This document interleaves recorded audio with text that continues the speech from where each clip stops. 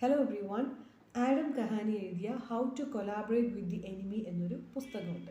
ആ പുസ്തകത്തിൽ പറയുന്ന ഒരു പ്രധാനപ്പെട്ട കാര്യം എങ്ങനെ നമുക്ക് മറ്റ് ആൾക്കാരുമായി കൊലാബറേറ്റ് ചെയ്യാം അല്ലെങ്കിൽ കോപ്പറേറ്റ് ചെയ്യാം എന്നുള്ളതാണ്.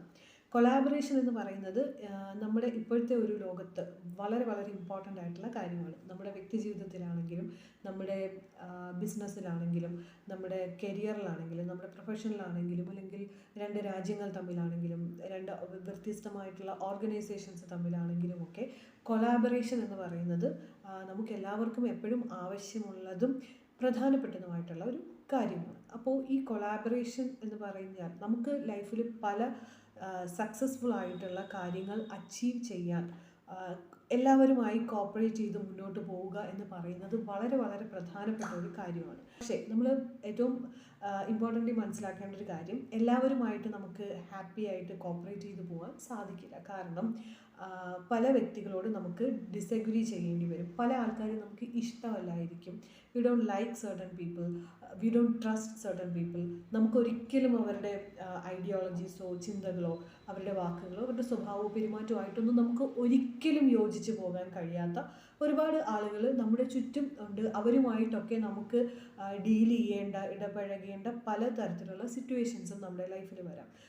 അത്തരം സാഹചര്യങ്ങളെ എങ്ങനെ ടാക്കിൾ ചെയ്യാം എന്ന് എക്സ്പ്ലെയിൻ ചെയ്യുന്ന ഒരു ബുക്കാണ് ആഡം കഹാനി എഴുതിയിട്ടുള്ള how to collaborate with the enemy എന്ന് പറയുന്ന പുസ്തകം. ആ പുസ്തകത്തിൽ പ്രധാനമായിട്ടും പറയുന്നത് ഈ കൊളാബറേറ്റീവ് എഫേർട്സിൻ്റെ ഇമ്പോർട്ടൻസും അത് എങ്ങനെ അങ്ങനത്തെ ഒരു കൊളാബറേറ്റീവ് സ്കിൽസ് നമുക്ക് എങ്ങനെ ഡെവലപ്പ് ചെയ്തെടുക്കാം, നമ്മുടെ പേഴ്സണാലിറ്റിയും നമ്മുടെ ഡെയിലി ലൈഫിൽ ആ ഒരു ക്യാരക്ടേഴ്സ് ഇൻകോർപ്പറേറ്റ് ചെയ്ത് കഴിഞ്ഞാൽ നമ്മുടെ പേഴ്സണൽ ലൈഫിലും കരിയറിലും ബിസിനസ്സിലും ഒക്കെ നമുക്ക് ഈ ഒരു കൊളാബറേറ്റീവ് എഫേർട്സിൽ എങ്ങനെ ഈ ആശയങ്ങളെല്ലാം ഉൾക്കൊള്ളിക്കാം എന്ന് ഒരു ഇൻസൈറ്റ് നൽകുന്ന ഒരു പുസ്തകമാണ് അത്.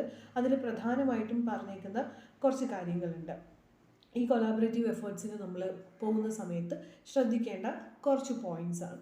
ഫസ്റ്റ് വൺ, ഡയലോഗ് എന്ന് പറയുന്നത് ഭയങ്കര ഇമ്പോർട്ടൻ്റ് ആണ്. ഡയലോഗ് എന്ന് പറഞ്ഞാൽ അത്തരം കൊളാബറേറ്റീവ് എഫേർട്സിന് പോകുമ്പോൾ ഒരാൾ മാത്രം സംസാരിച്ചുകൊണ്ടിരിക്കാതെ, ഒരു ഭാഗം മാത്രം സംസാരിച്ചു കൊണ്ടിരിക്കാതെ രണ്ട് വശത്തും ഡിഫറെൻ്റ് ആളുകൾക്ക് അവിടെ സംസാരിക്കാനുള്ള സ്പേസും ആ ഒരു കോൺഫിഡൻസും അവർ പറയാനുള്ളത് നമ്മൾ കേൾക്കുന്നുണ്ടെന്നും അവരുടെ വാക്കുകൾ ലിസൺ ചെയ്യപ്പെടുന്നുണ്ടെന്നും തോന്നൽ അവർക്ക് ഉണ്ടാവുമ്പോൾ അവർ കൂടുതൽ ഓപ്പൺ അപ്പ് ആവാനും നമ്മളോട് കൊളാബറേറ്റ് ചെയ്യാനുമുള്ള കൂടുതൽ ഓണസ്റ്റ് ആയിട്ട് അവർക്ക് ഫീൽ ചെയ്യും, തിരിച്ച് നമുക്കും ഫീൽ ചെയ്യും. ആ ഒരു കൊളാബറേഷൻ പോസിബിൾ ആകാനുള്ള സാധ്യത വളരെ കൂടുതലാണ്. സോ ഡയലോഗ് എന്ന് പറയുന്നത് വളരെ വളരെ ഇമ്പോർട്ടൻ്റ് ആണ്. Second thing is shared purpose എന്ന് പറയുന്നത്. നമ്മുടെ എന്തെങ്കിലും ഒരു ആവശ്യം സാധിച്ചെടുക്കാൻ വേണ്ടി നമ്മൾ അവരോട് പോയിട്ട് കുറേ ഇങ്ങനെ സംസാരിക്കുക, നമ്മുടെ കാര്യം സാധിപ്പിച്ച് അവരെ കൊണ്ട് ചെയ്യിപ്പിച്ചെടുക്കുക. നമുക്ക് എന്തെങ്കിലും ഒരു ആവശ്യത്തിന് വേണ്ടി നമ്മൾ അവരെ സമീപിച്ച് നമ്മുടെ കാര്യങ്ങൾ മാത്രം ഫോക്കസ് ചെയ്ത് അത് പറഞ്ഞ് അവരെ കൊണ്ട് നമ്മുടെ ഈ കാര്യം അവരെ കൊണ്ട് ചെയ്യിപ്പിച്ചെടുക്കുന്നു എന്നൊരു ഫീല് അവർക്ക് വരാൻ പാടില്ല. അങ്ങനെ ഒരു കാര്യം അല്ല കൊളാബറേഷൻ എന്ന് പറയുന്നത്. അങ്ങനെയല്ല, കൊളാബറേറ്റീവ് പർപ്പസിനാണ് അങ്ങനെയാണെന്നുണ്ടെങ്കിൽ അവിടെ ഒരു ഷെയർഡ് പർപ്പസ് ഉണ്ടാവണം. അവർക്കും നമുക്കും ഈക്വലി ഉപകാരപ്പെടുന്ന തരത്തിലുള്ള ഒരു ഷെയർഡ് പർപ്പസ് ആ കൊളാബറേറ്റീവ് എഫേർട്ടിന് പിന്നിൽ ഉണ്ടാവണം. അവിടെ വിൻ വിൻ ആയിട്ടുള്ള സിറ്റുവേഷൻ ആയിരിക്കണം. അവർക്കും നമുക്കും ഗുണം വരുന്ന രീതിയിലുള്ള കാര്യങ്ങളായിരിക്കണം അവിടെ സംഭവിക്കേണ്ടത്.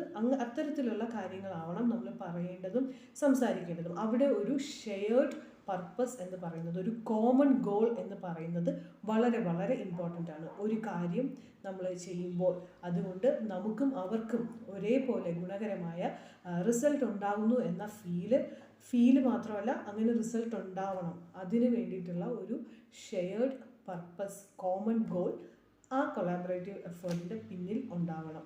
Then there will be more chance four collaboration. പിന്നെ ഒരു പ്രധാനപ്പെട്ട കാര്യം, ഒരു ഫെസിലിറ്റേറ്ററിൻ്റെ റോളാണ് അവിടെ. നമുക്ക് ചിലപ്പോൾ അത്ര ക്ഷമയുണ്ടാവില്ല, അല്ലെങ്കിൽ നമുക്ക് കൃത്യമായി കാര്യങ്ങളെ അവരോട് കമ്മ്യൂണിക്കേറ്റ് ചെയ്യാനുള്ള ഒരു കേപ്പബിലിറ്റി ഉണ്ടാവില്ല. തിരിച്ച് അവർക്കും നമ്മൾ പറയുന്നത് കേൾക്കാനുള്ള ഒരു ക്ഷമയോ നമ്മളോട് കമ്മ്യൂണിക്കേറ്റ് ചെയ്യാനുള്ള ഒരു രീതിയോ അവർക്കുണ്ടാവില്ല. ആ രണ്ട് ഡിഫറെൻ്റ് ഒപ്പീനിയൻസും കൂട്ടിയിടിച്ച് കൂടുതൽ ബഹളം ഉണ്ടാകാതിരിക്കാൻ ഫെസിലിറ്റേറ്റർ സ്കിൽ ഉള്ള ഒരാൾ ഒരു ഫെസിലിറ്റേറ്ററായിട്ട് അതിൻ്റെ മിഡിൽ ഉണ്ടാകുന്നത് എപ്പോഴും ഈ കൊളാബറേറ്റീവ് എഫേർട്സിനെ കൂടുതൽ സക്സസ്ഫുൾ ആക്കാൻ ഹെൽപ്പ് ചെയ്യും. അവർക്ക് ഇത് കൃത്യമായ രീതിയിൽ രണ്ട് ഒപ്പീനിയൻസും കൺസിഡർ ചെയ്യാനും ബാലൻസ് ചെയ്യാനും ഒരു ഡിസിഷനിലേക്ക് കൊണ്ടുവരാനും ഒക്കെ ഉള്ള ഒരു സ്കില്ലുണ്ടാവും. ഒരു ഫെസിലിറ്റേറ്ററിൻ്റെ റോൾ അവിടെ വളരെ വളരെ ഇമ്പോർട്ടൻ്റ് ആണ്. പിന്നെയുള്ള ഒരു കാര്യം എന്ന് പറയുന്നത് ഫ്ലെക്സിബിലിറ്റിയാണ്. ഫ്ലെക്സിബിലിറ്റി എന്ന് പറയുമ്പോൾ നമ്മൾ പിടിക്കുന്ന മുയലിന് 10 കൊമ്പാണ് എന്നുള്ള ഭാവം വെടിയുക. അവരുടെ ഒപ്പീനിയൻസ് കൺസിഡർ ചെയ്യുക. ചില സമയത്ത് നമുക്കത് അക്സെപ്റ്റ് ചെയ്യാൻ കഴിയില്ലെങ്കിൽ പോലും നമ്മൾക്ക് കോംപ്രമൈസ് ചെയ്യാൻ കഴിയുന്ന ഏരിയ ആണ് എന്നുണ്ടെങ്കിൽ നമ്മളത് കോംപ്രമൈസ് ചെയ്യുക. നമ്മുടെ അഭിപ്രായം എന്ന് പറയുന്നത്, തീരുമാനങ്ങൾ എന്ന് പറയുന്നത് ഒരിക്കലും ഒരു ഇരുമ്പുലക്ക പോലത്തെ സംഭവമല്ല. നമുക്കവിടെ ഫ്ലെക്സിബിൾ ആകാൻ കഴിയുന്നിടത്തെല്ലാം ഫ്ലെക്സിബിൾ ആവുക. നമ്മൾ എന്തെങ്കിലും ഒരു കാര്യത്തിന് അനാവശ്യമായി കടുംപിടുത്തം പിടിക്കുന്നു എന്ന് ഒരു ഫീല് ഓപ്പോസിറ്റുള്ള ആളിന് ഉണ്ടായാൽ ആ ഒരു കൊളാബറേറ്റീവ് എഫേർട്ട് ഫെയിലിയർ ആവാനുള്ള സാധ്യത കൂടുതലാണ്. ആ ഒരു കൊളാബറേഷൻ അവിടെ സംഭവിക്കില്ല. അങ്ങനെ വരുമ്പോൾ അത് രണ്ട് കൂട്ടർക്കും ബെനിഫിഷ്യൽ ആവില്ല. അത്തരം സാഹചര്യങ്ങളിൽ നമ്മൾ ഫ്ലെക്സിബിൾ ആകേണ്ടിടത്ത് ഫ്ലെക്സിബിൾ ആവുക. ഓപ്പൺ ടു ചേഞ്ച് ആവാനും ഫ്ലെക്സിബിൾ ആവാനും ചെറിയ വേരിയേഷൻസ് ഒക്കെ വരുത്താനും കോംപ്രമൈസ് ചെയ്യാനും ഇരു കൂട്ടരും തയ്യാറാവുക എന്ന് പറയുന്നത് വളരെ ഇമ്പോർട്ടൻ്റ് ആണ്. വേറൊന്ന് പേഷ്യൻസ് ആണ്. പേഷ്യൻസ് എന്ന് പറയാം, നമുക്ക് തീരെ അക്സെപ്റ്റ് ചെയ്യാത്ത രീതിയിലായിരിക്കാം അവർ സംസാരിക്കുക. നമുക്ക് തീരെ ഉൾക്കൊള്ളാൻ കഴിയാത്ത പ്രപ്പോസൽസ് ആയിരിക്കും അവർ മുന്നോട്ട് വയ്ക്കുക. അത് കേട്ട ഉടനെ ജമ്പ് ചെയ്ത് ബഹളം വെച്ച് ആ ഒരു പ്രശ്നത്തിലേക്ക് പോകാതെ വളരെ ക്ഷമയോടുകൂടി ഓരോ കാര്യങ്ങളെയും അനലൈസ് ചെയ്യാനും നമ്മുടെ കാര്യങ്ങൾ അങ്ങോട്ട് കൺവിൻസ് ചെയ്യാനും അവരെന്തുകൊണ്ട് ഇത് പറയുന്നു എന്ന് ചിന്തിക്കാനും ഒക്കെയുള്ള ഒരു സ്പേസ് അവിടെ ഉണ്ടാക്കിയെടുക്കുക.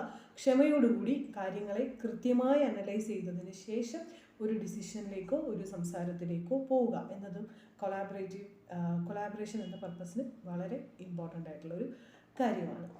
ഏറ്റവും പ്രധാനമായിട്ടുള്ള ഒരു സംഭവം എന്ന് പറയുന്നത് റെസ്പെക്റ്റാണ്. നമ്മുടെ ഓപ്പോസിറ്റ് ഇരിക്കുന്ന ആളിനെ റെസ്പെക്റ്റ് ചെയ്യുക എന്ന് പറയുന്നത് വളരെ വളരെ ഇമ്പോർട്ടൻ്റ് ആണ്. റെസ്പെക്റ്റ് ചെയ്യുന്ന പോലെ ആക്ട് ചെയ്താൽ പോരാ. നമുക്ക് ഇഷ്ടമല്ലാത്ത വ്യക്തിയാണെങ്കിലും ആ വ്യക്തിക്ക് നമ്മളോളം ഇമ്പോർട്ടൻസ് ഈ ലോകത്തുണ്ട് എന്ന് മനസ്സിലാക്കുക. നമുക്ക് എത്ര പൊരുത്തപ്പെടാൻ കഴിയാത്ത ആളാണെങ്കിലും അവരെ ചെറുതാക്കി കാണുകയോ അവരുടെ വാക്കുകൾക്ക് ചെറിയ വാല്യൂ കൊടുക്കുകയോ ചെയ്യരുത്. ഈക്വലി അവരെ നമ്മൾ റെസ്പെക്റ്റ് ചെയ്യണം. റെസ്പെക്റ്റോടു കൂടി തന്നെ അവരോട് സംസാരിക്കണം.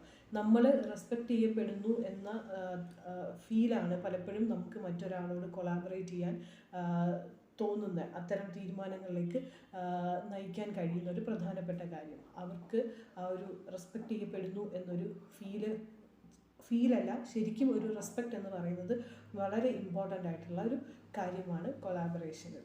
There is more chance for them to collaborate with us. പിന്നൊന്ന് പെർസീവറൻസ് ആണ് ഇതിൽ ഏറ്റവും പ്രധാനപ്പെട്ട കാര്യം. ഡിഫറെൻറ്റ് ഒപ്പീനിയൻസ് ഉള്ള ആളുകൾ ഒരുമിച്ച് മുന്നോട്ട് പോവേണ്ട ഒരു സംഭവത്തിൽ നമുക്ക് ഒറ്റയടിക്ക് തീരുമാനങ്ങൾ, ഡിഫറൻസ് ഓഫ് ഒപ്പീനിയൻ ഉള്ളതുകൊണ്ട് തന്നെ അവിടെ ഡിസഗ്രിമെൻസും വ്യത്യസ്തമായ അഭിപ്രായങ്ങളും തർക്കങ്ങളും ഉണ്ടാവുക എന്നത് സ്വാഭാവികമാണ്. ഒരിക്കൽ അത്തരത്തിലുള്ള ചർച്ചകൾ പാളിപ്പോയി എന്ന് വിചാരിച്ച് ആ ശ്രമം ഒരിക്കലും ഉപേക്ഷിക്കരുത്. അത് കണ്ടിന്യൂ ചെയ്യുക. അതിൻ്റെ ഒബ്സ്റ്റക്കിൾസ് എന്താണെന്ന് ഐഡൻറ്റിഫൈ ചെയ്ത് അനലൈസ് ചെയ്ത് കോംപ്രമൈസ് ചെയ്യേണ്ട സ്ഥലത്ത് കോംപ്രമൈസ് ചെയ്ത് പുതിയ ഐഡിയാസ് ഇൻക്ലൂഡ് ചെയ്യേണ്ടടുത്ത് പുതിയ ഐഡിയാസ് ഇൻക്ലൂഡ് ചെയ്ത് വീണ്ടും അതിനു വേണ്ടി ട്രൈ ചെയ്യുക എന്നുള്ളതും ഈ കൊളാബറേറ്റീവ് എഫേർട്സിന് ഭയങ്കര ഇമ്പോർട്ടൻ്റ് ആണ്. പെർസീവറൻസ് എന്ന് പറയുന്ന ഒരു ക്വാളിറ്റി വളരെ വളരെ ഇമ്പോർട്ടൻ്റ് ആണ്. അപ്പോൾ ഞാൻ ഇന്ന് ഇവിടെ എക്സ്പ്ലെയിൻ ചെയ്തത് how to collaborate with the enemy എന്ന് പറയുന്ന ആഡം കഹാനിയുടെ ഒരു പുസ്തകം വായിച്ചതിൽ നിന്ന് എനിക്ക് തോന്നിയ ഒരു കൊളാബറേഷൻ എന്ന നമ്മുടെ വ്യക്തി ജീവിതത്തിലും ബിസിനസ്സിലും പ്രൊഫഷനിലും പൊളിറ്റിക്സിലും എല്ലായിടത്തും നമുക്ക് ഒരുപോലെ ബെനിഫിഷ്യൽ ആവുന്ന ഒരു കാര്യമാണ്. നമുക്ക് ഇഷ്ടമല്ലാത്ത ആൾക്കാരുമായി, നമുക്ക് യോജിക്കാൻ കഴിയാത്ത ആൾക്കാരുമായി ഡീൽ ചെയ്യേണ്ട വരുന്ന സാഹചര്യങ്ങളിൽ എങ്ങനെ അവരോട് ഇടപഴകാം, അത്തരം ആളുകളോട് തന്നെ കോപ്പറേറ്റ് ചെയ്തുകൊണ്ട് വ്യത്യസ്തമായ ഒപ്പീനിയൻസ് എല്ലാം ഇൻകോപ്പറേറ്റ് ചെയ്തുകൊണ്ട് ഒരു കോമൺ ഗോളിലേക്ക് എത്തുകയും അതിൽ നിന്ന് പോസിറ്റീവായിട്ടുള്ള റിസൾട്ട്സ് നമുക്കും അവർക്കും ഗുണകരമായ റിസൾട്ട്സ് ഉണ്ടാക്കാൻ കഴിയുക എന്ന് പറയുന്നത് വളരെ പ്രധാനപ്പെട്ട ഒരു കാര്യമാണ്. അതാണ് ഞാൻ ഇന്നത്തെ വീഡിയോയിൽ എക്സ്പ്ലെയിൻ ചെയ്തത്. Thank you so much for watching this video. Don't forget to subscribe this channel. Share your opinion in the comment box as well. Thank you so much for watching. See you in next video. Bye bye.